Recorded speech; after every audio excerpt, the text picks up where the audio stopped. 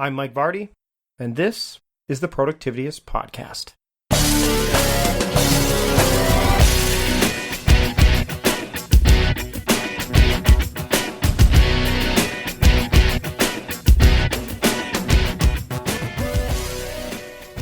Thanks for joining me this week, everybody. I'm Mike Vardy, and this week we have another Pearson on the show. So if you've been listening to the back catalog, we have Jonathan Pearson on the show this time around. We had Taylor Pearson on the show before, and they are two very distinctly different people. But Jonathan he's a pastor. He's the co-creator of millennialleader.com, and he's written a new book called the Productive Pastor Handbook. So he's a pastor, and he's a productivity fan, and there's nothing I like more than, as you know, sitting down with somebody who is into productivity and being able to talk about not only how they kind of approach their work and their lives and all that stuff, but also how they do it in their particular vocation. And a pastor, obviously, is a specific vocation that we haven't really touched on here before, so we're going to dive in. So this is it. This is the episode here. You're going to hear me and Jonathan talk, and I'll be back after we have our discussion to wrap things up. So again, thanks for listening and enjoy the show.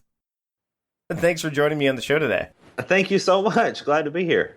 I've had a chance to give your book a bit of a one-star. I haven't dived in, and it's funny, the last few interviews I've had with authors, I'm like, if you read the book, I'm kind of doing the Jon Stewart thing. No, I haven't really read the book in its entirety, but the title, the Productive Pastor Handbook, it drew my attention right away because you're obviously a productivity fan. You want to make sure you get more done and more out of life. So tell me, first off, what compelled you to kind of put this out there? Because, I mean, there are a lot of productivity books out there, maybe not so much that have the pastor element to it. So, like, what elements of that are going to be critical for people who are picking this up? Like, if they're a pastor, or if they're, whatever, like, how can this translate not just to people who are in that kind of vocation as well as people outside of that vocation?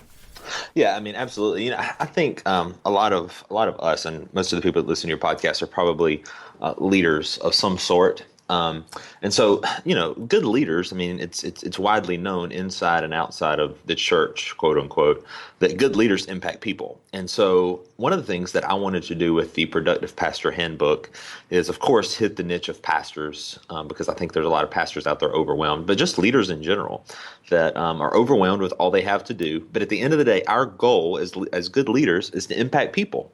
No matter what you do, no matter what your business is, no matter what you're leading, at the end of the day, you want to impact people. And that's what a good leader does. They have that heart to change lives and to impact people into better society and better culture around them. And so really where this kind of conversation started was based on that idea is how can we organize the stuff that we have to do, which we all do stuff that we don't want to do, but that we have to do. The task, the medial stuff, the repeating stuff, that sort of stuff. How can we best organize that so that we can get to the end of the day to really influencing and affecting people and changing people's lives?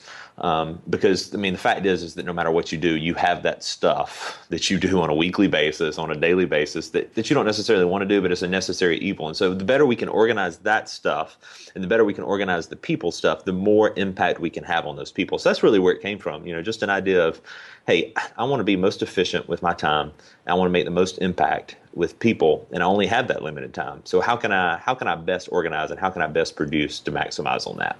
Well, and you've divided this book up into several sections. The idea of here's where I was and here's where I found myself. Then into the tools, which we'll get to, and the Patreon supporters are going to hear the tools or the specific tools and apps that you use, because I think that's something that everyone wants to get a sense of. And if you're a Patreon supporter, then yes, you're going to hear that. If you're not, then at the end of the show, obviously I'll share with you how you can do that. But I want to talk a bit about the workflow. You've got this productivity SOP that you talk about. So can you dive into that a little bit with our listeners to kind of say, hey, here's the kind of the process that I undertake when I want to, get more of those right things done? Sure. I mean, don't want to go too in depth. You got to read the book, man.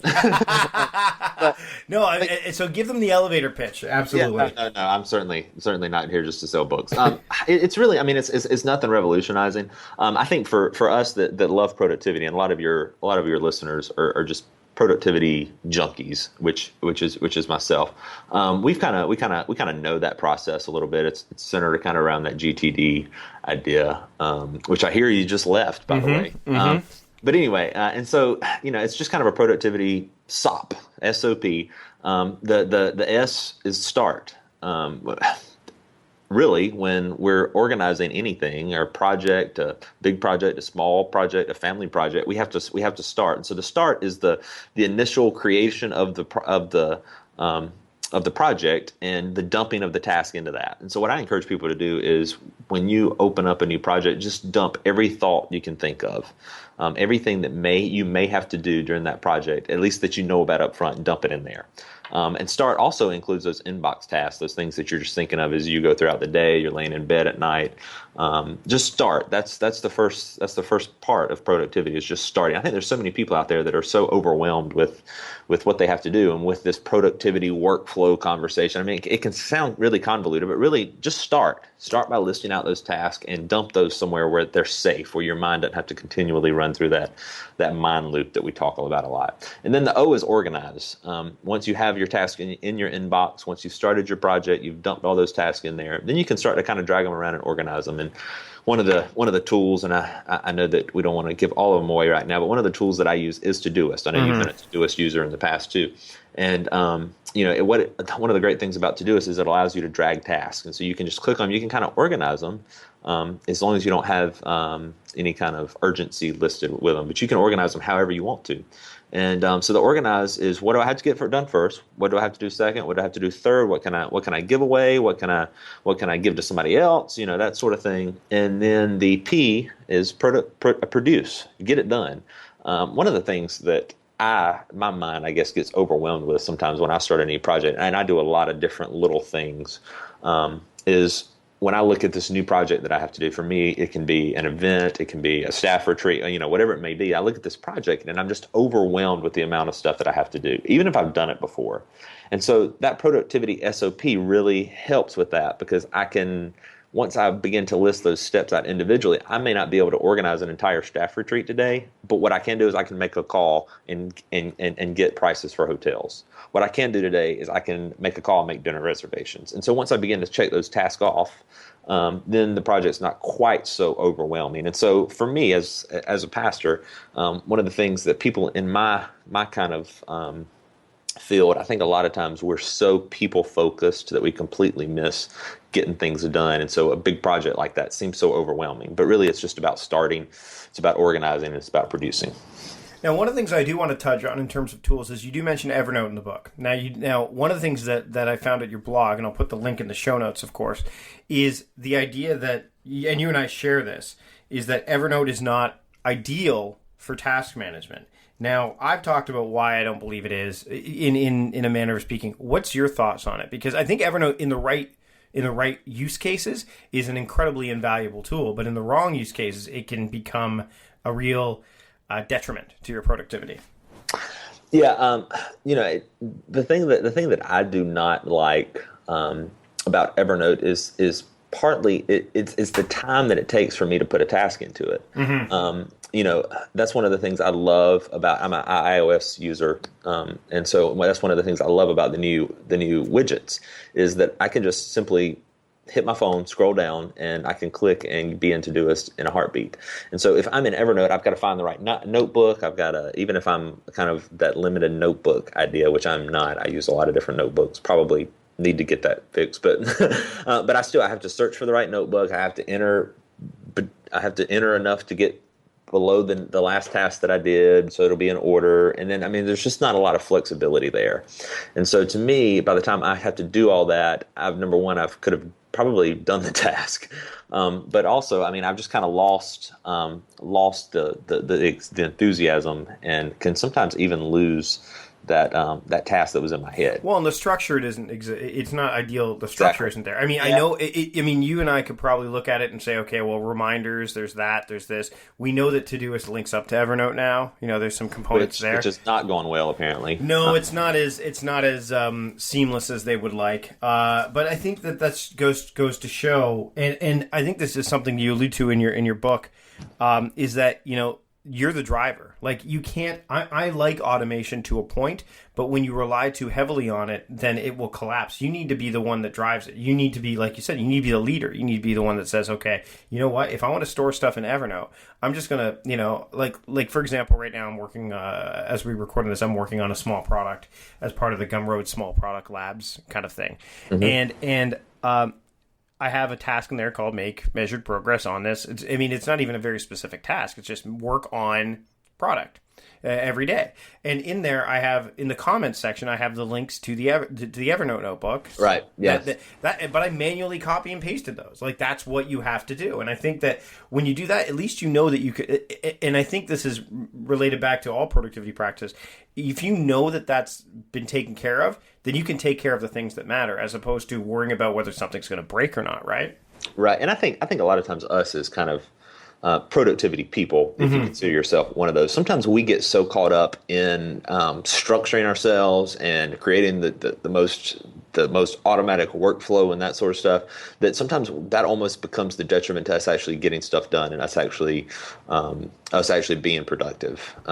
You've heard of the people that change task lists and change task productivity systems so often that all they're ever doing, they're spending their time dumping new tasks into a new system. But I think all of us can get that way to some extent, because we see a new app, we see something new, and we're like, oh, I want to take advantage of that. Oh, this integrates with this now. I want to figure that out. Because to be honest with you, when Todoist first announced the Evernote integration, my first thought was, okay, I have to create all of these notebooks so that I can do this, so that I can make this work. And what I found myself doing was convoluting my system that I already had that was pretty productive. Now, if there's something that is going to make it a lot better, I'd say go for it. But I found myself having to stretch too far to make that work, and that's just not a good thing. Yeah, you need to really look at the integrations and kind of figure out, okay, how will this affect the overall structure? I mean, for example, I'm started to use IFTTT for a few things, and same with Zapier. Yes. So I've started to use some automation, but it needs to be done in a specific way. Like, so if we have a sale, there's a Stripe.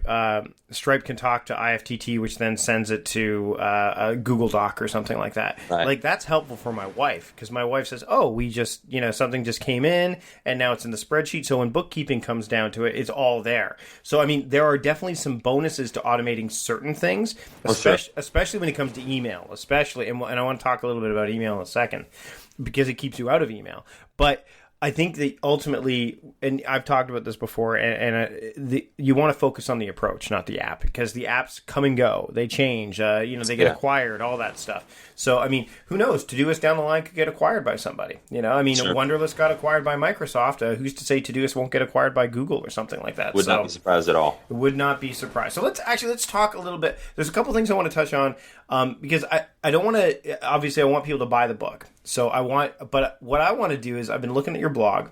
I've struggled with fitness, even though, and I've tried, and I keep trying several different ways. And actually, as we're recording this, it's in mid-June as we're recording this, and I'm 2 weeks away from hitting my 41st birthday, and I need to get back into that workout routine thing. And you've got a post about the T25 workouts that.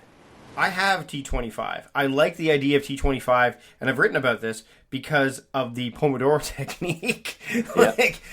So why? What have you learned? Like, obviously the blog post is there, but how have you been able to maintain, with all the stuff you've got going on? I mean, how are you able to maintain that fitness routine? Because that's something that I still struggle with to this day. That post is a little old, and so I've actually completed T25 now. I actually use another app for working out now. I'll just kind of throw that out. Which one? It's called FitStar, and what it does is it's a T25. It's kind of like that, but it's an app, and it kind of adjusts. It asks you after every exercise, was this too hard? Was this too easy? Was this just right? And how much of it was you actually able to complete? And what it does is that it has an algorithm where it slowly moves you forward. And so, what my workout used to take 20 minutes takes 27 minutes now or something like that, because it's adjusting to me. But to answer your question, I mean, I calendar that. And so, I calendar that every day, and my time is actually 4:00. And so 4:00 local time. And so I calendar that. And what I like is I can only spend about 30 minutes working out. And so I calendar it every day from 4 to 4:30. And that I actually do have an if this then that recipe that anything I put on my calendar automatically gets put into my inbox in Todoist, and so it sits on my calendar and in Todoist, and so I'm just one of those people where I'm not blessed with incredible metabolism, and so I have to do it, number one. But I'm 41 now. It doesn't quite. It doesn't hold up over time. That's what they say. That's what they say. Unfortunately, I'll never get to experience that change. But anyway, and so it's one of those things where it's just it's first off it's personal discipline. But also, I mean, I calendar it and I check it off every day too. And there's something I talk about this actually in that Evernote post. Evernote task. There's something good about checking off a task. I don't care how many times you've done it. I don't care how easy it was or how hard it was. There's something good about checking that task off. So I hate to see, and I actually have that as a priority 2 task in Todoist, but I hate to see those sitting there, especially those higher priority kind of tasks. So well, you've got that IFTT recipe, so I want you to make sure you share that with me in the show notes, so that way others can grab it, because you're right. I mean, I love putting things in the calendar that need to be done, but if I see it in both places, that could be the trigger. Do you know what I mean? I haven't tried both. I've honestly done it's in my task list, and then it just stays there. If it doesn't, but then ultimately the calendar's where important stuff should wind up. Yeah, but I'm a big advocate for anything with a specific time limit being on your calendar and not in your to-do list. But there's something for working out, especially, and that's really the only one that I have like that I keep in there like that.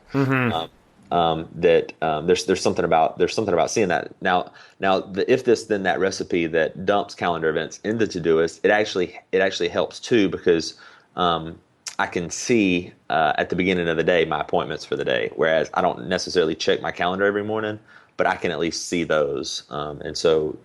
Those people who are struggling moving from the calendar to Todoist or to, you know what I mean? Like, because a lot of people, or checking email first thing in the morning, it can further reinforce them to open up Todoist first thing and see stuff there. So that's why. So I'd love to get that recipe. We'll share that with people in the show notes. Now, we're gonna shift gears now. And for those who are listening to the Patreon edition, you're going to get the app stuff. And for those that aren't, we're going to just jump into something else. So let's shift back to what's the feedback been on the book so far? Like you've had the book out for, when did the book come out? The book came out at the beginning of last month, so beginning of May, right? Right. Yeah, I'm sorry. Yeah, we were recording this in June. So it came out at the beginning of May, and the feedback's been really good. I mean, I've had several people send emails, that sort of thing, and I'm one of those. I probably open myself up too much, but I kind of have let everybody have access or whatever. But I've gotten a lot of emails, a lot of Twitter direct message, that sort of stuff, of a lot of people that have said, I've been waiting for something like this, and that sort of stuff. So I mean that's the most rewarding part. I mean, I'm certainly not gonna get rich off of an ebook or anything like that, and so that's not the goal. But it's been good, and it's something that it's something I'm proud of. I mean, it's not that. It's not a full-fledged how to start with zero and end up a productivity genius. That's certainly not it. It's more of a field guide kind of thing where I wanted it to be practical. I wanted it to be simple for that person that isn't organized at all at this point, and that person that is, but is looking to sharpen it some, not overwhelm themselves with new apps, but to kind of sharpen and hone in on the productivity workflow. So that was really the goal, and I've been really pleased. Been really pleased with the feedback. Well, I mean, one of the things you talk about in the book, when you're talking about the reality of the situation, you say, it's easy to dismiss productivity methods and ideas and sacrifice them on the altar of being too busy to get organized. But it really is important. And I can't stress enough. I mean, that's true. Most people are so busy doing that they're not busy doing the right things, or they're not busy putting themselves in a position to do those things better. So I hope that, and you've also, with the book, the great thing is that you have a bunch of stuff that you're offering. I'll put that in the show notes. But I mean, you just don't get the handbook. You'll get like some worksheets if you want, a group call, all that stuff. Yeah, the worksheet, the daily SOP, which we talked about a little earlier, the daily worksheet is actually one of those people. If you're still an analog kind of person that loves to write stuff down and loves to cross stuff off and that sort of stuff, those would be really valuable for you. That may actually be worth the cost of the entire package. Something that you can reuse over and over every day, print off as many as you want. It has a place for you to write the date and kind of start from scratch. And so anyway, so that's a pretty valuable tool. Something that I'm excited about, because that was one of the questions I got. And I'm sure you get that too. when it comes to productivity, we talk so much about software, app. Well, what about me? I want to do this manually. And so, what can I do and how can I organize it? And this really makes some steps towards that and really helps. And actually, it's interesting. It's one of the big things that came up during my workshop was paper. Paper always comes up and paper I think is very valuable in a lot of cases. I was reading an article in Time magazine, and I'll put it in the.